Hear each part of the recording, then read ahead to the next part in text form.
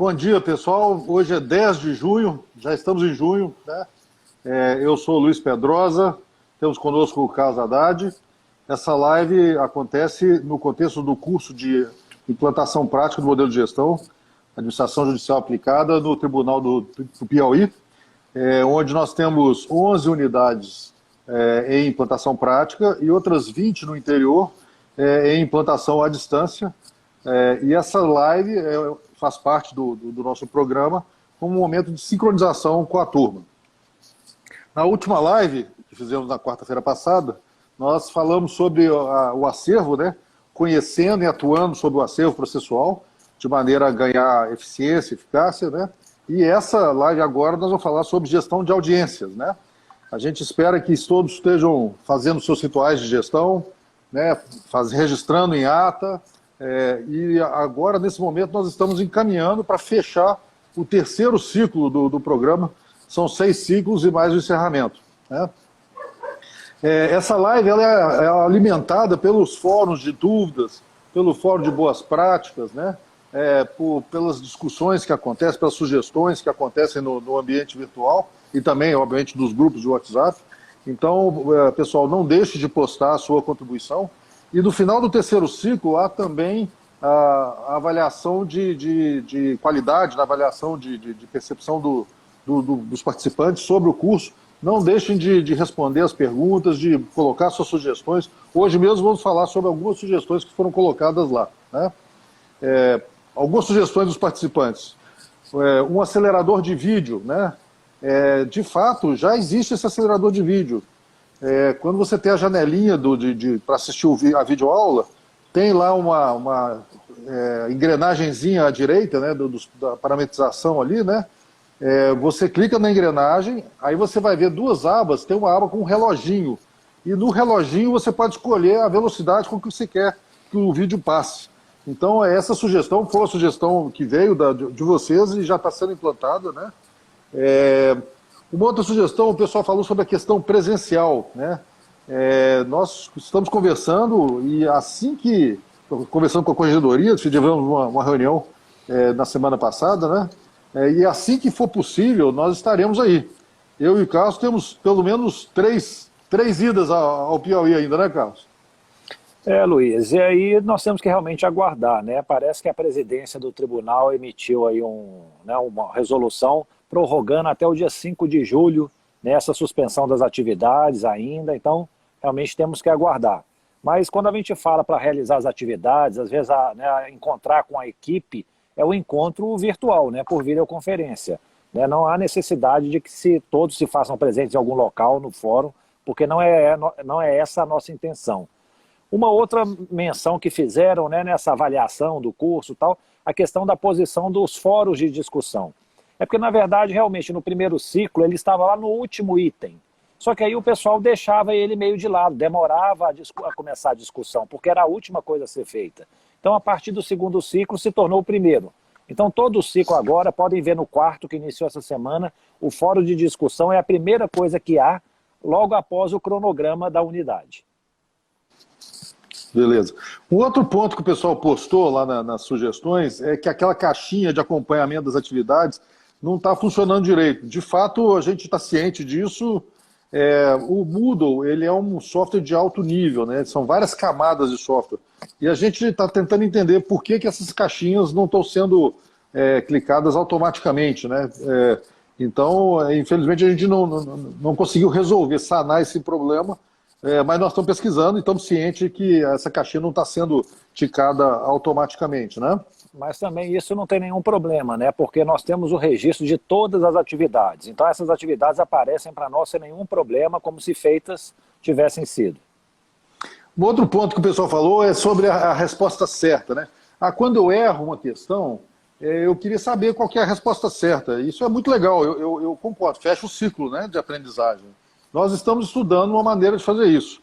E provavelmente quando você submeter a sua resposta, fechar aquele questionário, aí se você errou alguma coisa, a gente vai colocar, teve essa resposta aqui, a resposta correta seria essa. Nós já temos uma resposta do nosso suporte dizendo que isso é possível, então assim que mais rápido possível a gente vai implantar essa possibilidade também. Carlos, vamos para os elogios de quem participa do curso?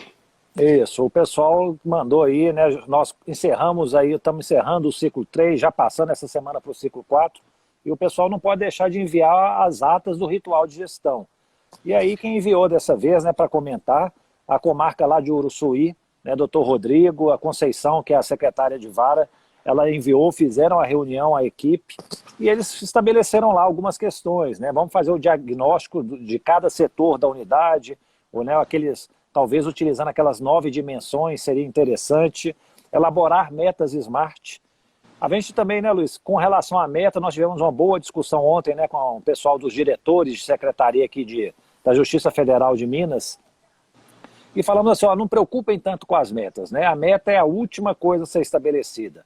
Vamos primeiro azeitar as rotinas, tornar elas as mais simples possíveis, vamos começar a medir os trabalhos com indicadores que vão determinar realmente a quantidade que a gente produz. A partir daí nós começamos a estabelecer metas. Mas se você quiser, né, você pode lançar um número aí, né, tentar dar um chute assim, estimado, meio certo, né, para tentar ver para ser aquele puxão, né, aquilo que vai estimular, que vai ser um catalisador da sua atividade mais produtiva.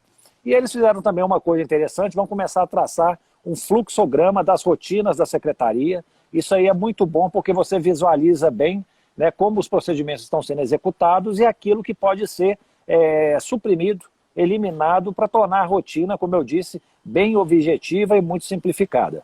Então foi bom aí essa reunião que o pessoal de Uruçuí fez.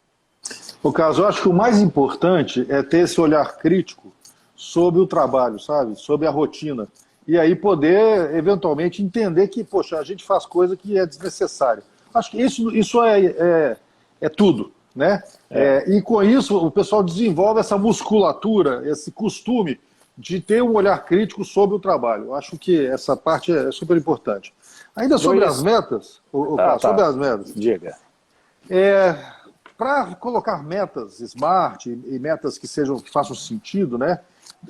A gente precisa aprender, a gente precisa desenvolver uma intimidade com os números, com os indicadores e com as metas, né? No primeiro momento, a gente pode ter metas binárias, que é fazer tal atividade, cumprir tal atividade. Sim ou não, né? É uma meta binária. A partir do momento que você passa a colocar um número na meta, então é preciso ter essa maturidade, tanto com o número quanto com a atividade, para você fazer uma meta que seja efetivamente efetiva, relevante e tudo mais. Fala, Carlos. Não, e por falar em metas também, o pessoal lá da Vara Única de Canto do Buriti, do Otomário, né, a oficial de gabinete, a Deilane, enviou a ata do ritual de gestão e eles estabeleceram essa meta. Ó, nós vamos fazer 140 sentenças, julgamento no próximo mês. Então, assim, já está a atividade, fazer as sentenças, já tem também o número, 140, e o prazo aí de 30 dias. Vamos acompanhar para ver se eles vão conseguir. E é o tal negócio, né, Luiz? Ainda que não consigam, o importante também é a meta servir para estimular, né, para caminhar. Cheguei perto, consegui quase alcançar. Vou fazer no próximo mês um ajuste dessa meta para ela que se torne talvez mais factível. Mas eu acho que, assim, eles relataram aqui que houve um aumento de processos julgados e baixados. Isso é muito importante. Olha só, é aquela questão da saturação da caixa d'água, né? Se você está julgando mais processos e está conseguindo baixar mais processos, a tendência é que seu acervo vai diminuir. E isso que é o objetivo, né? Mês a mês que o acervo reduza para que você tenha um controle maior sobre um acervo mais reduzido. Eles discutiram também lá em Buriti a questão das não conformidades, constataram que está tendo uma demora assim, pouco justificada do cumprimento de mandados, e isso aí está muito relacionado ao nosso tema de hoje, né, da gestão de audiências. Porque se tem demora no cumprimento de mandados, é possível que a gente tenha audiências canceladas, audiências que vão ter que ser redesignadas, porque não se intimou a testemunha, o réu, tal, no tempo que era necessário. O Carlos, também eu queria registrar que o Dr. Klinger mandou para a gente um link com o manual de rotinas, que foi feito pela Corregedoria já há algum tempo, né? O Dr. Klinger lá de Floriano, né? E que eles usam esses manuais e aprovam, quer dizer, eles falam que é útil, é bom, eles recomendam. E nos tribunais a gente vê isso o tempo todo, né, Carlos? O pessoal gasta uma energia imensa, faz um trabalho bom, monta um conjunto de coisas interessantes, um manual de rotinas e tudo mais, e aí muda a gestão e aquilo lá é esquecido, né? Ou seja, é um monte de esforço desperdiçado que está aí para ser usado, né? Então eu agradeço ao Dr. Clídia por essa sugestão e eu acho que, de fato, na medida do possível, pessoal, vamos usar os recursos que nós temos, não é mesmo? Exatamente, Luiz. Eu me lembro lá no Tribunal de Justiça de Minas, né, as IPTs, as instruções, né, padrão de trabalho. Acaba que assim, eu lembro o tribunal fez centenas daquilo, muito bem detalhadas, de todas as rotinas, mas acabou que se tornou, às vezes, coisa pouco conhecida de quem estava lá nas trincheiras. Então, assim, uma coisa também interessante é que a própria vara, né, se o tribunal não tem esses manuais, ou se o manual também não atende em minúcias aquela necessidade que uma vara tem, que ela própria, a equipe, estabeleça, né, elabore seus manuais. Imagine que riqueza nós teríamos também se todas as varas tivessem seus manuais, depois compilasse tudo isso, montasse uma equipe, ou seja, seriam manuais feitos por pessoas que realmente estavam nas trincheiras, que conhecem o dia a dia daquela situação e conseguiram compilar as melhores ideias. Isso aí realmente é muito bom. Ô Carlos, e nos tempos de hoje, de economia compartilhada, a gente pode montar um wiki com rotinas judiciárias, né, para os tribunais estaduais e tudo mais. Infelizmente, nem tudo se encaixa 100%, né? Porque os tribunais têm essa autonomia de sistemas, de procedimentos e tudo mais. Se eles não tivessem essa autonomia, você poderia ter um manual de procedimentos para todas as varas estaduais do Brasil, para todas as varas federais, né? Mas você ganha, por um lado, porque cada tribunal pode experimentar e inovar né? E tentar fazer coisas melhores, né? E por outro, você perde essa padronização. Mas faz parte do jogo, né? Continua, Carlos. Não, eu também queria falar das boas práticas, né? Quem nos enviou as boas práticas foi lá o Pedro, da Central de Mandados. Eu acho que hoje Central de Mandados e o tema da nossa live está muito próximo, né? Com a realização de audiências. A Central de Mandados, em termos quantitativos, Luiz, eu acho que é um dos maiores órgãos, se não for o maior, do Tribunal de Justiça do Piauí. Lá trabalham 102 pessoas, né?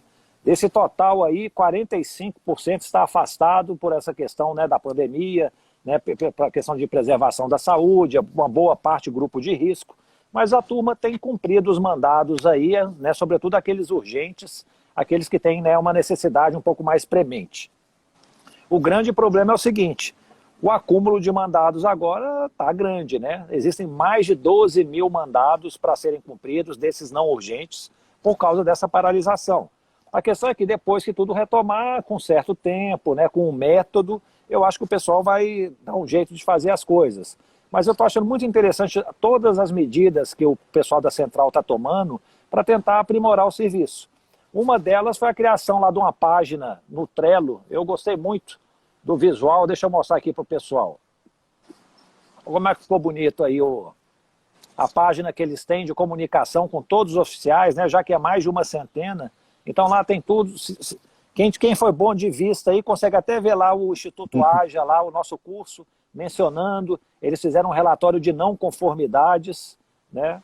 Então eu achei muito interessante aí esse trabalho que eles estão fazendo.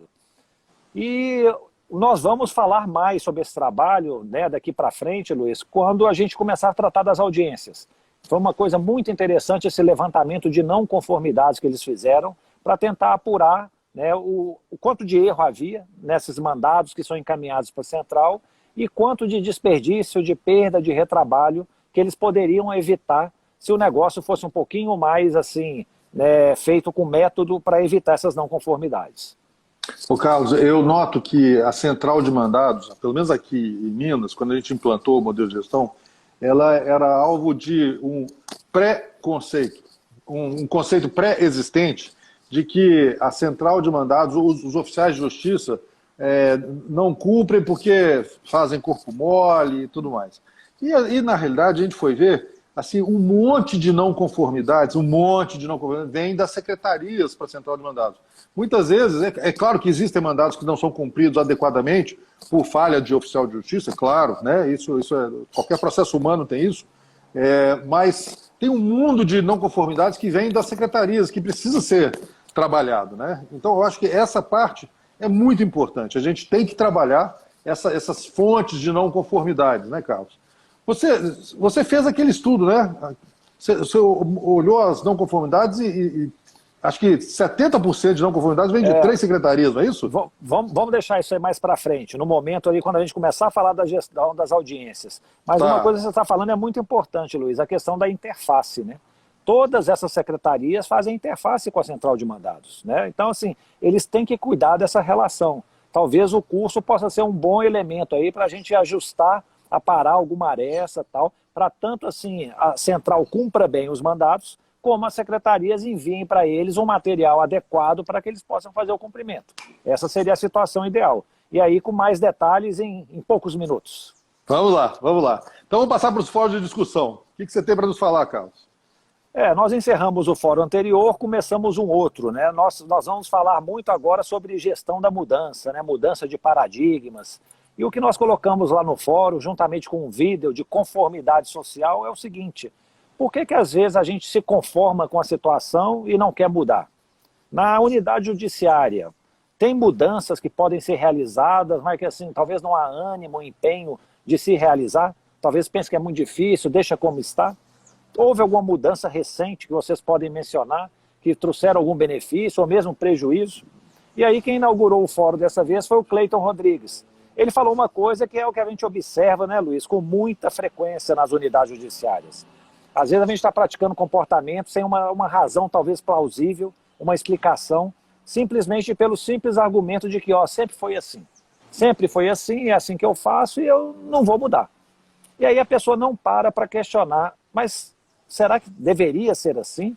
Hoje em dia é a maneira mais correta e adequada de se fazer? Então, assim, esse espírito de continuidade, né, do conformismo, ele realmente pode representar um obstáculo à mudança, né? Não que a gente esteja sugerindo que fale assim, mude tudo, não. É aquela mudança preparada, uma mudança racional, né, para poder realmente gerar resultados úteis. Mas também, assim, o receio da mudança, a resistência infundada pela mudança, isso aí acaba prejudicando. O Carlos, o que eu acho mais interessante é que essa questão da conformidade social, ela está nos nossos DNAs, né? Isso foi uma questão de vida ou morte, de sobrevivência evolutiva, né? Então, você está E isso acontece até hoje. Você está na rua parado, aí de repente você vê um monte de gente correndo e gritando para um lado e fugindo de alguma coisa. Você vai ficar parado ali? Você não vai ficar parado, né? Você entra em conformidade social e corre junto, né? Para tentar se salvar. Você não sabe o que está vindo, você não viu o que está vindo, mas você vai junto com a turma, né? Então, essa coisa de conformidade social foi uma questão de sobrevivência, foi evolutivo. O grande problema é que hoje em dia isso não dá mais para ser assim, né? Nós não podemos aceitar as coisas como elas são, assim, sem pensar, sem ter uma visão crítica, um estado de atenção sobre as nossas rotinas, né? Então, essa coisa a gente vê demais nos tribunais, né? A repetição de uma rotina que gera ineficiência, ineficácia, né? Perdas e desperdícios de esforço, simplesmente porque sempre foi assim e ninguém questiona.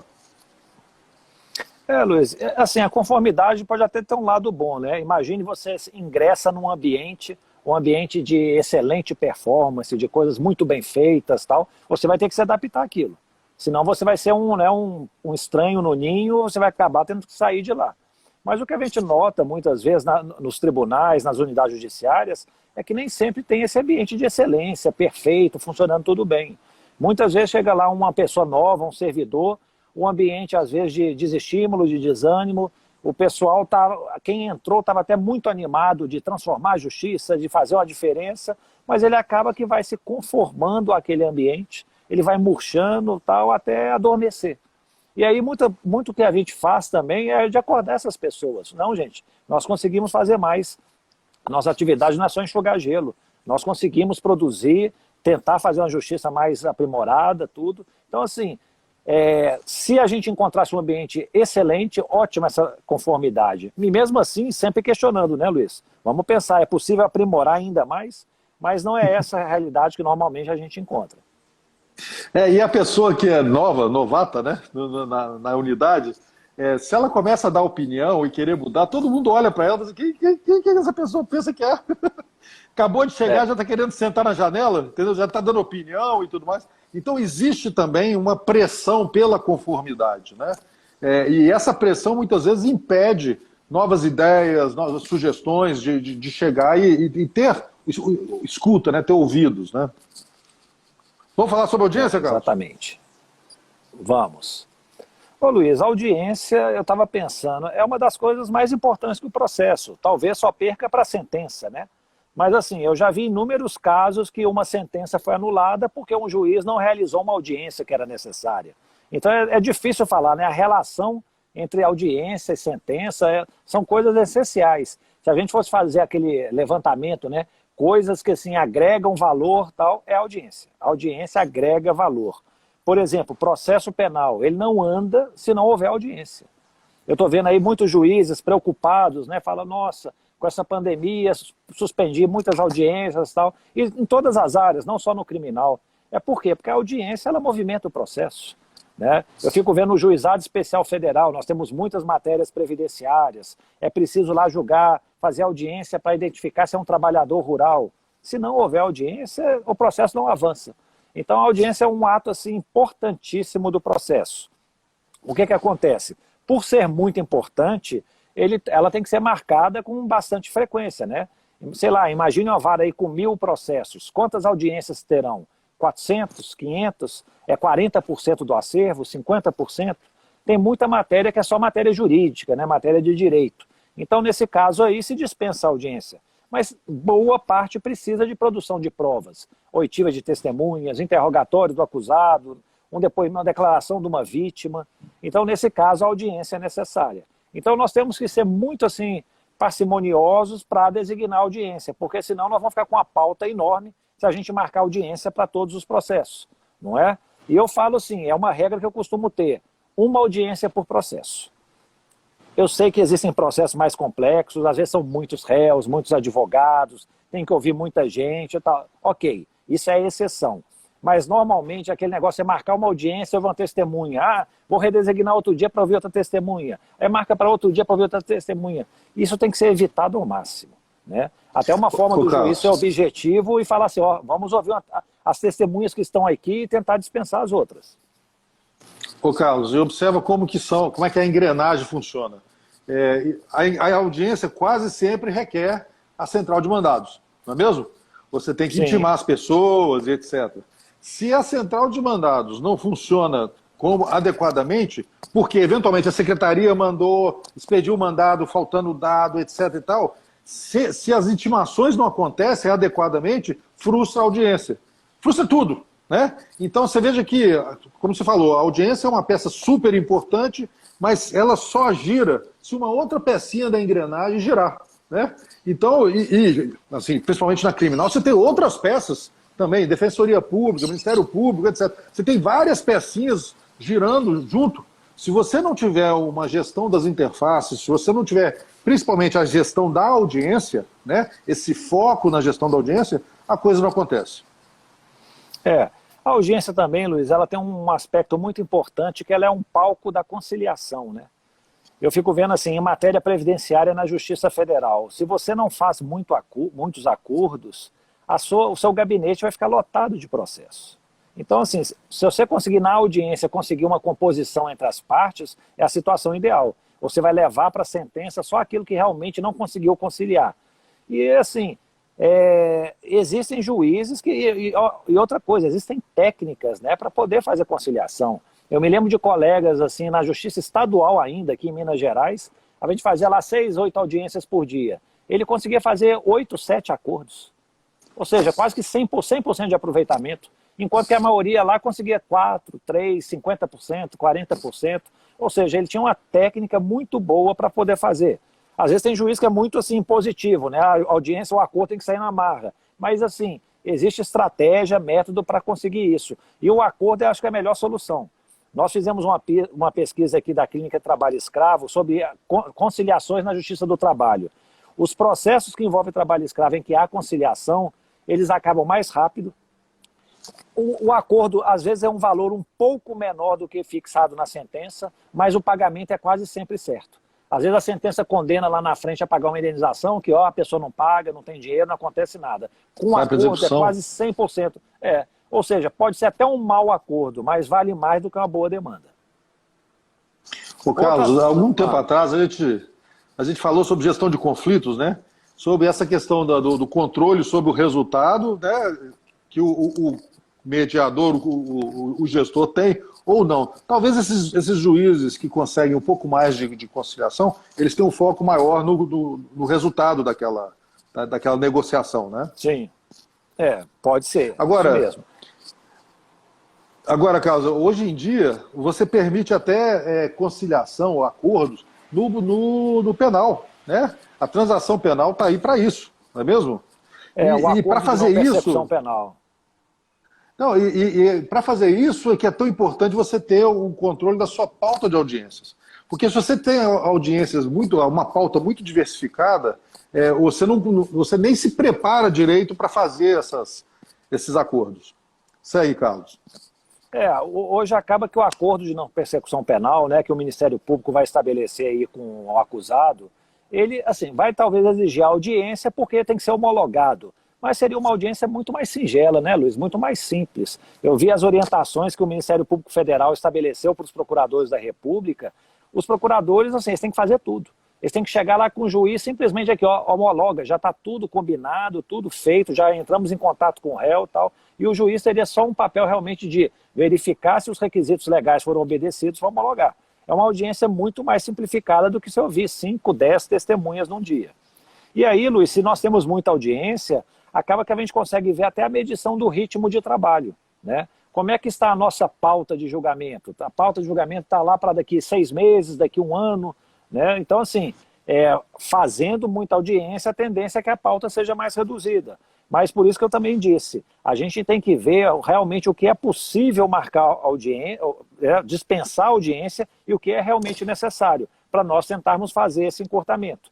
Como eu disse para vocês da última vez, processos prescritos. Às vezes tem audiência marcada aí e nem está percebendo que o processo já prescreveu, e aí ele está lá acumulando a pauta, uma pauta que está muito longa. Então, assim, é bom também a gente saber a data que a audiência está sendo marcada, para quando ela foi, para a gente identificar o ritmo de trabalho, a forma de gestão da audiência que a unidade tem. Por causa, a minha sensação é que quando você tem um acordo de não persecução, ou acordo, você tem justiça sendo feita dentro do possível, né? É claro, Sim. A gente não faz o que a gente quer, a gente faz o que a gente consegue. E quando você tem crime prescrevendo, cara, isso é exatamente a falha do sistema. E obviamente não é a falha só do judiciário, né? É a falha do sistema como um todo, né? Ministério Público, Judiciário, Defensoria, todo mundo falhou, né? Numa situação dessa. Exatamente, Luiz. Luiz, uma forma talvez de economizar a audiência, né, se a pauta estiver muito longa, é você unificar a prova que vai ser produzida. Eu fazia muito isso quando eu tinha ações de improbidade administrativa.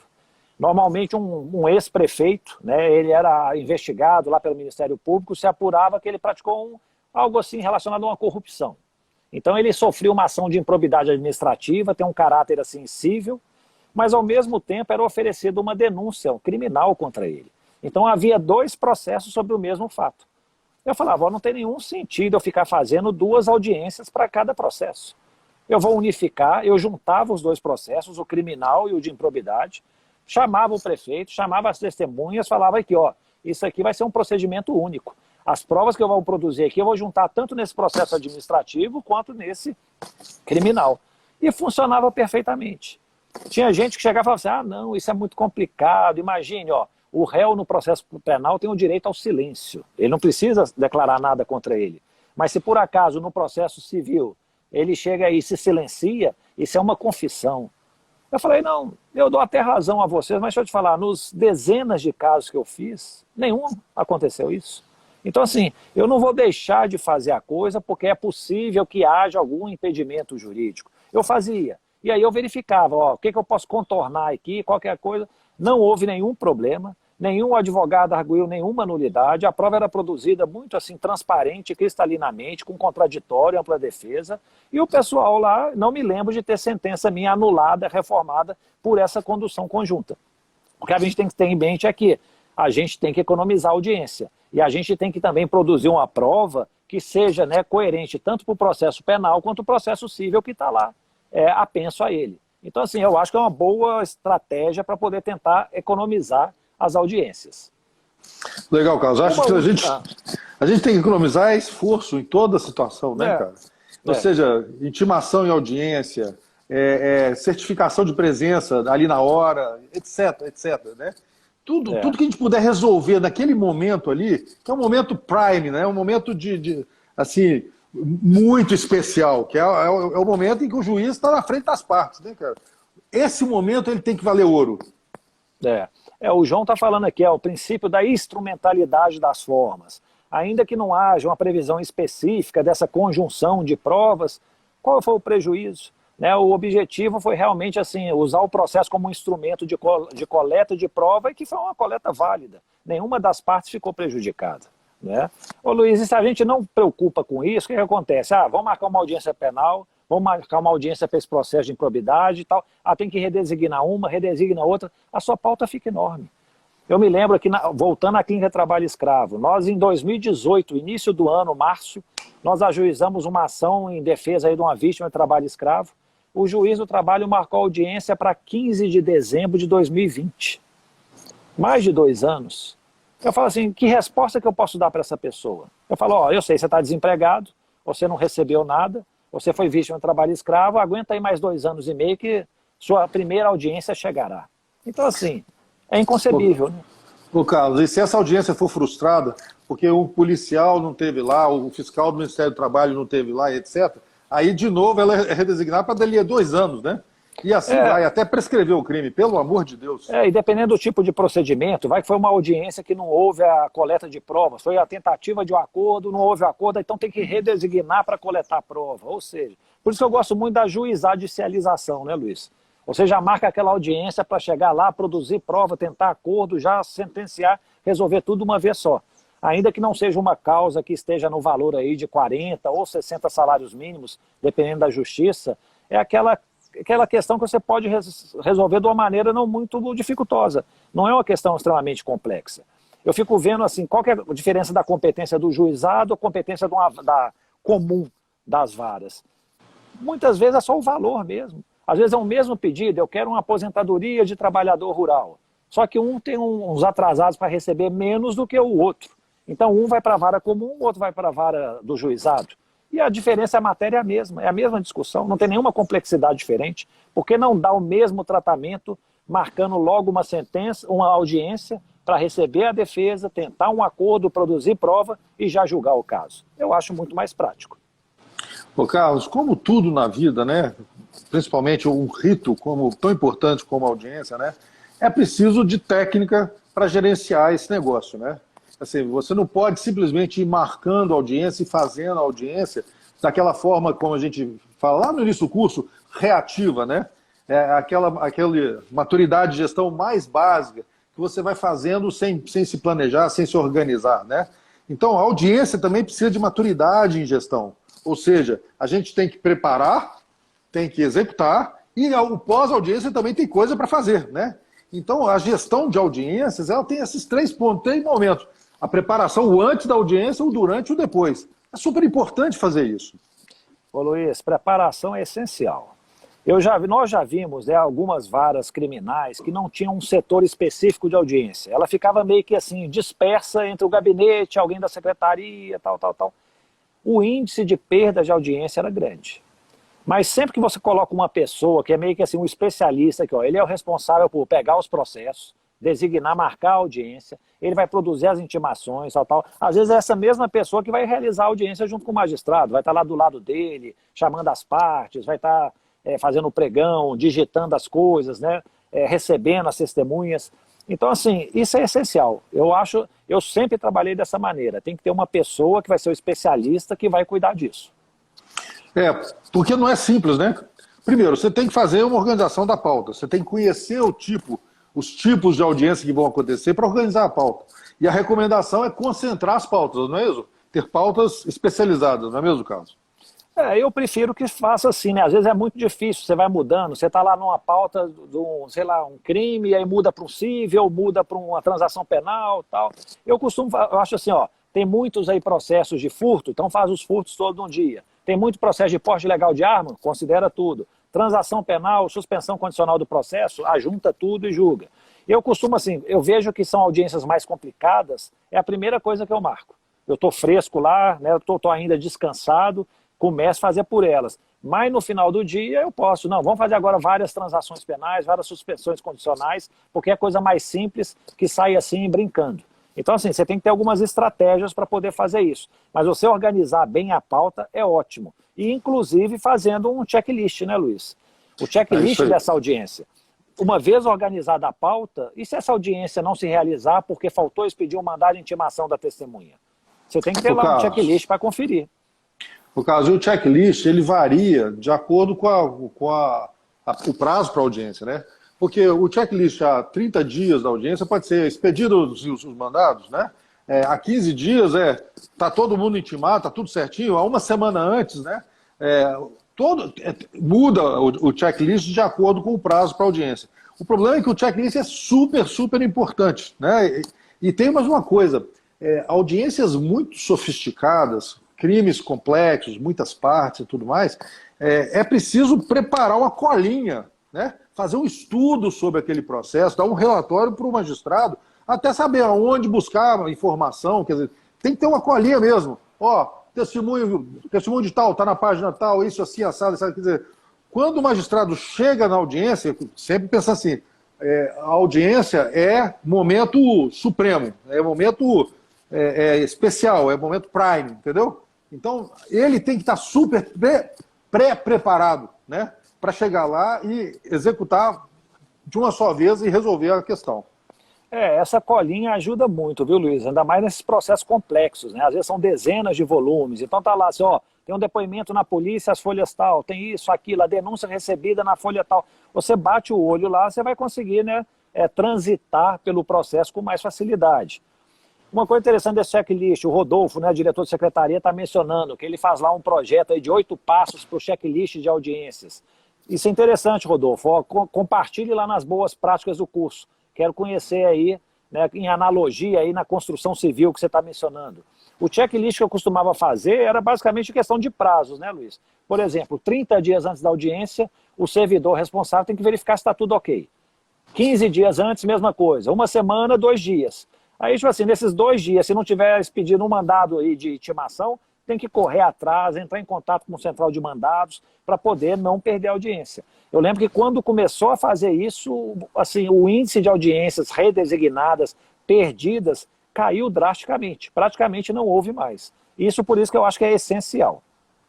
Ô Carlos, redesignar uma audiência por uma causa que depende da gente, que lógico, pode chegar lá, o cara morreu, o réu morreu, né? Tudo bem. Mas você ter uma audiência redesignada por falha processual, falha nossa, né? Nós não checamos com antecedência, não cobramos a central de mandados, etc. Isso é imperdoável, porque isso é desperdício de um mundo de tempo, né? Imagina, às vezes alguns mandados foram cumpridos, outros não. Então, você desperdiça trabalho lá na central de mandados, você desperdiça trabalho na secretaria, você desperdiça trabalho no gabinete, etc. É um monte de trabalho jogado fora, né?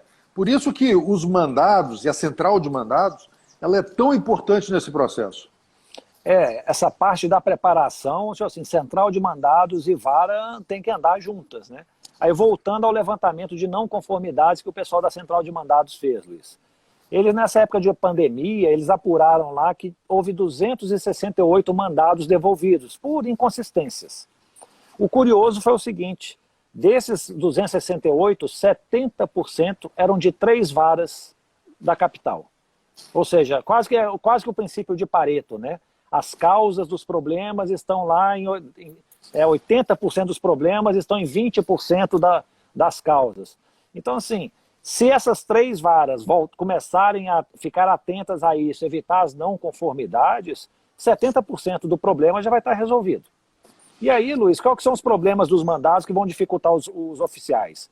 Às vezes tem um mandado com endereço de outra comarca, nós vemos mandados lá com endereço para Fortaleza. Então fala assim, como é que o oficial de justiça lá de Teresina vai cumprir o mandado em Fortaleza? Não tem jeito.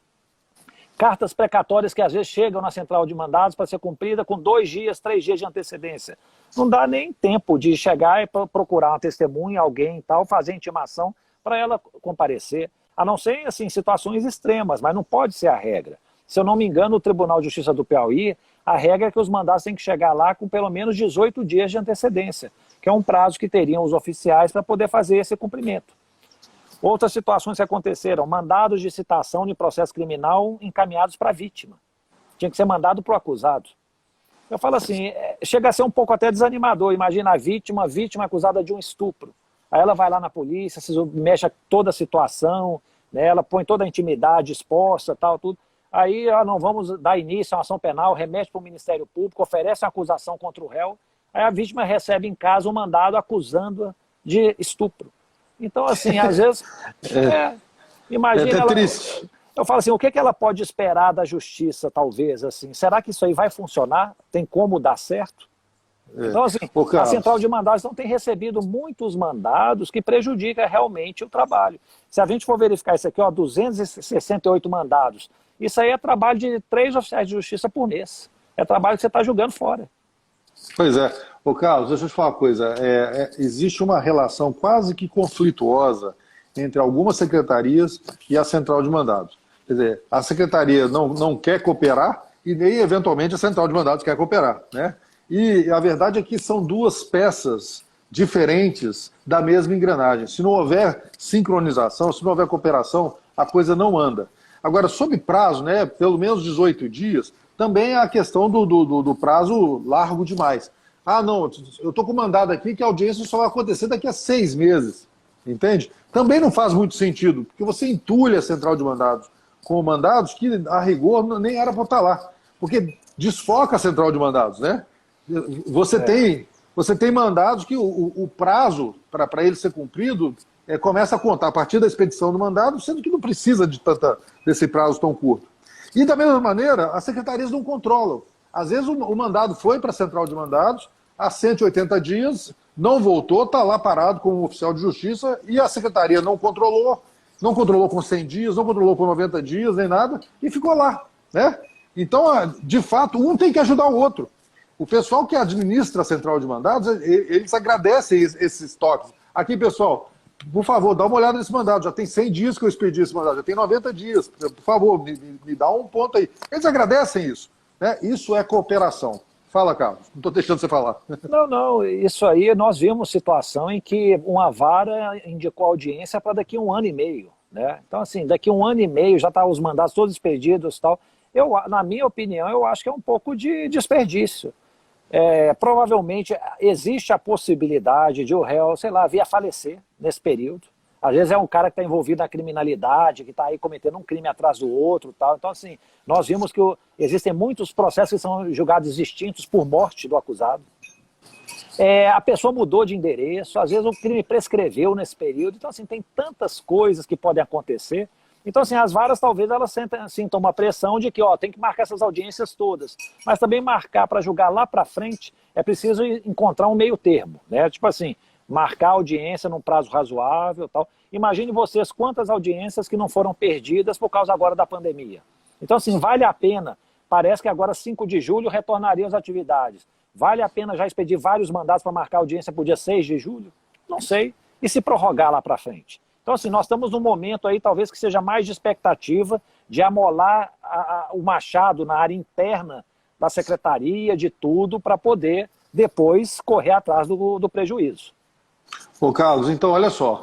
O antes da audiência tem tudo a ver com pensar em sincronizar com a central de mandados, a emissão, conferir a devolução das intimações e tudo mais, né? O antes da audiência. Agora, vamos falar um pouquinho sobre o durante a audiência. Sim. Ô Luiz, durante a audiência, nas audiências criminais, uma coisa que chama muita atenção, hoje até já está mais pacificado, né? Mas é a questão do uso de algemas. Né? Deve-se permitir, né, realizar audiência com réu algemado ou não? O Supremo Tribunal Federal ele tem várias decisões aí anulando sentenças, falando aqui, o réu foi interrogado algemado, isso não pode, então tem que ser anulado. Eu acho um pouco assim curiosa essa situação.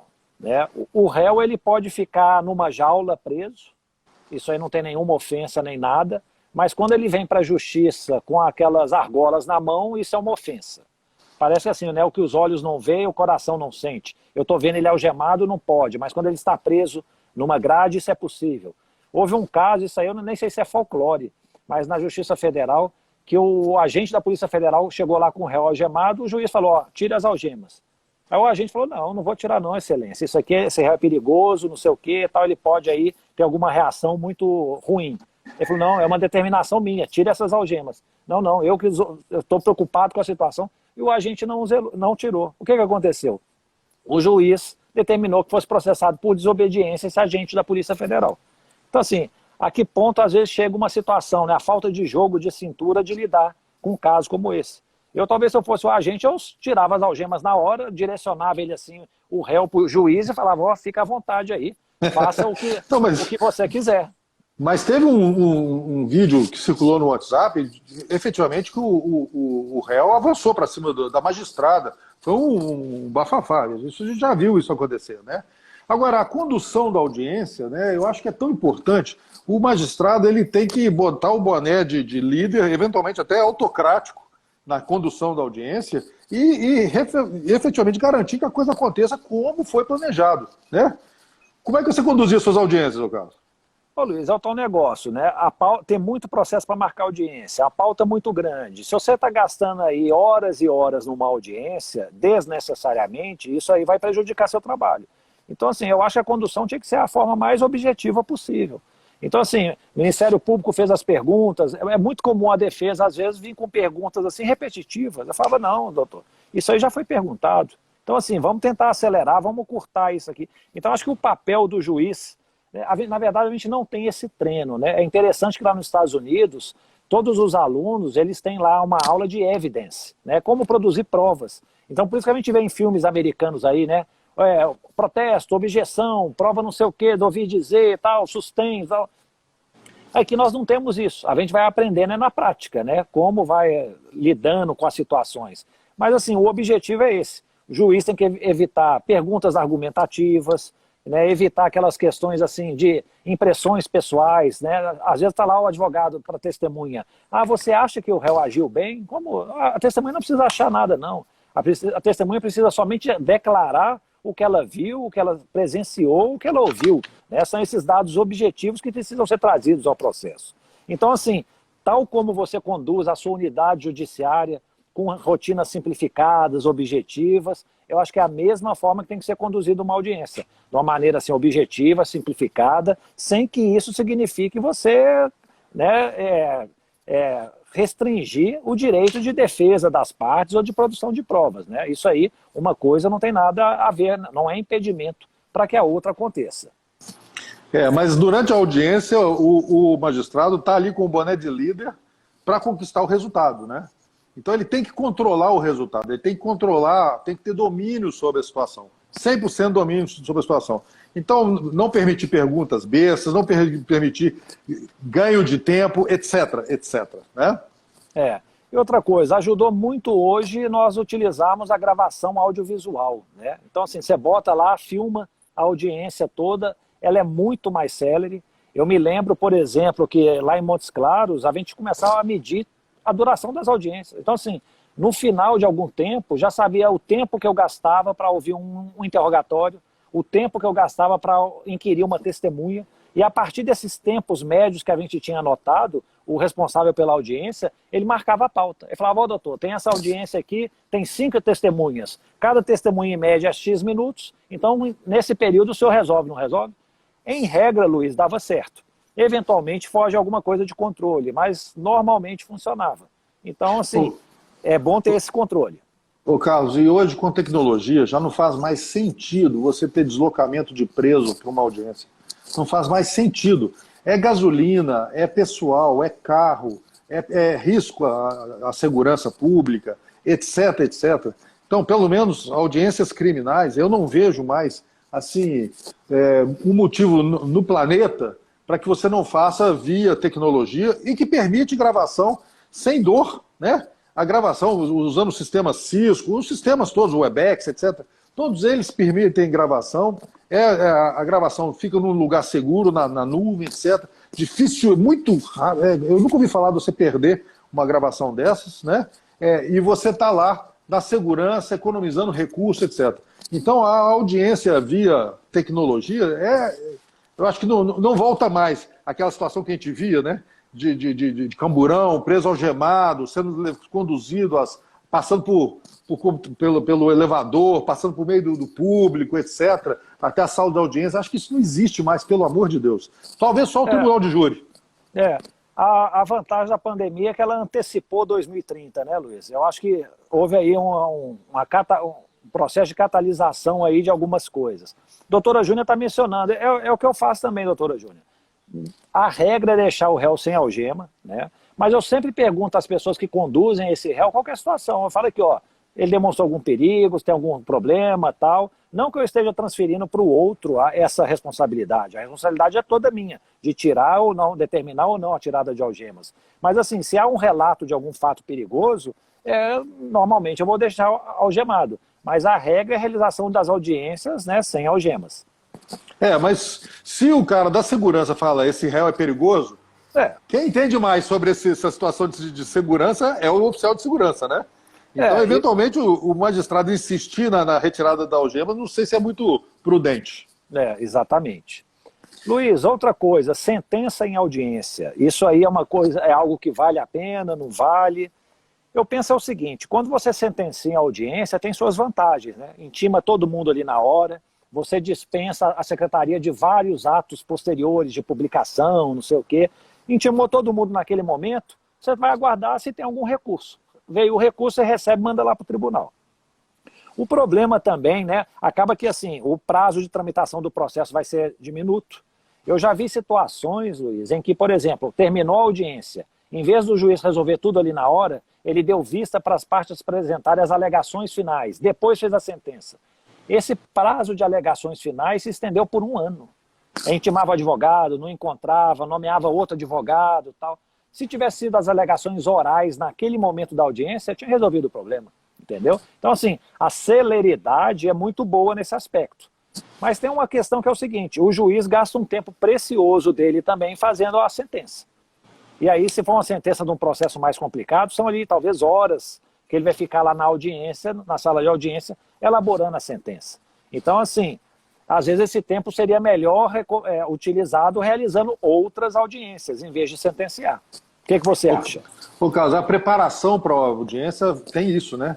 A gente já conheceu alguns juízes que já chegam na audiência com a sentença mais ou menos engatilhada, né? Quando isso é possível, não é mesmo? Então, ele já fez as anotações, já tem as peças todas, né? Depois ele junta ali o quebra-cabeça e sentencia em audiência. É possível fazer isso em algumas situações. É claro que tem situações que não é. Sim, aqueles casos repetitivos. Por exemplo, é muito comum vara de tóxicos. Vara de tóxicos, né, de drogas, as matérias se repetem demais, Luiz. Você tem a materialidade do crime lá pela droga apreendida, tem depoimentos que apontam para o acusado, às vezes ele confessa ou não. Então, assim, a análise é muito repetitiva. E você já tem padrões de sentença que é muito comum você proferir decisões lá na hora, sentença na hora, entendeu? Agora, alguns casos são mais complexos.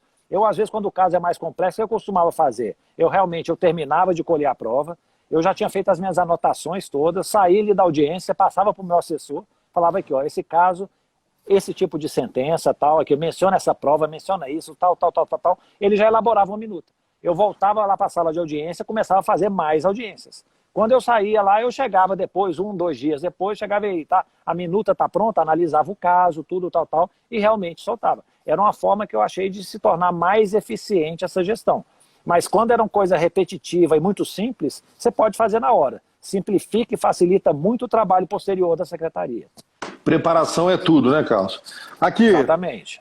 A prosa está muito boa, mas nossa hora está vencendo. E a gente não falou sobre a priorização do trabalho. Nós estamos falando de 2 montanhas de trabalho, né? Uma montanha de audiências e uma montanha de mandados que estão se acumulando aí por conta da pandemia, né? Talvez na próxima live a gente tenha que falar sobre essa priorização do trabalho. Fazer o mais fácil primeiro, né? Pensar o que é urgente, o que pode piorar, né? A gravidade, urgência e tendência, etc. Mas eu acho que isso é papo para mais de metro e vai ficar para a próxima live, né, Carlos? Tá certo, vamos fazer assim, né? Então, pessoal, foi um prazer mais uma vez, né? Nós estamos chegando no final de mais uma live. A próxima live vai ser no dia 17/6, quarta-feira também, às 11 horas. nós vamos falar sobre gestão de mudança, né? Mas a gente vai recuperar um pouquinho essa questão de priorização, né, que eu acho que é super importante, né? E como sempre, essa live vai ser disponibilizada no nosso canal YouTube, vai estar também na plataforma EAD, e a gente agradece a audiência, agradece a participação, é sempre um prazer estar com vocês, né? Até a próxima. Isso mesmo, pessoal. Não deixe aí de entregar os rituais de gestão, quem ainda não fez. Iniciamos o ciclo 4 essa semana, já temos o fórum de discussão para poder conversar e vamos participar, vamos em frente. Eu acho que à medida que a gente vai trocando essas ideias e experiências, nós vamos enriquecendo aí o nosso trabalho e tornando a nossa vida um pouco melhor.